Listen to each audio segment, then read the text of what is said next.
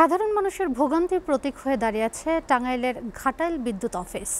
বিল নিয়ে অনিয়ম, ঘুষ, বাণিজ্য, মিটার জালিয়াতি সব মিলিয়ে অতিষ্ঠ গ্রাহকরা।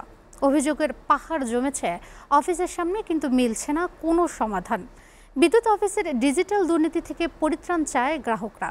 শিগগিরই জড়িতদের বিরুদ্ধে প্রয়োজনীয় ব্যবস্থা গ্রহণ করা হবে বলে জানায় স্থানীয় বিদ্যুৎ বিভাগ। টাঙ্গাইল থেকে আহমেদ রাসেলের পাঠানো তথ্য ও ছবিতে ডেস্ক প্রতিবেদন। ঘাটাইল উপজেলার বিদ্যুৎ সংযোগ আছে ৪৭,৪২১টি। অভিযোগ উঠেছে মিটার রিডিংয়ের সঙ্গে বিলের কোনো মিল পাওয়া যাচ্ছে না।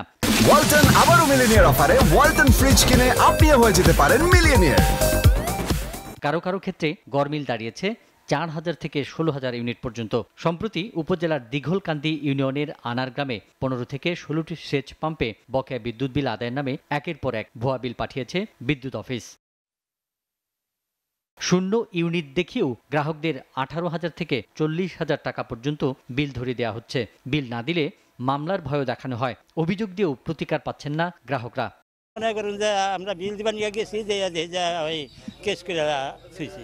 আমরা সবাই মিটার করেছি, কিন্তু মিটার না দেখে ওরা গণ বিল করতেছে।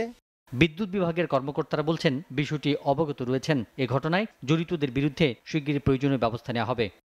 কেউ যদি বন্ধ করে, ধরেন ফার্ম চলতো আগে, এখন চলে না, সেক্ষেত্রে বিয়ে বোর্ড নির্ধারিত ফি জমা দিয়ে চুক্তি পরিবর্তন সাপেক্ষে তাদেরকে করা হয়। এর বাইরে যদি যেহেতু ২৪,০০০ গ্রাহক, বিচ্ছিন্ন ঘটনা থাকতে পারে যে যদি কেউ ইন্টেনশনালি যদি ওরকম করে থাকে, ওরকম সুনির্দিষ্টই থাকলে আমরাও দেখব।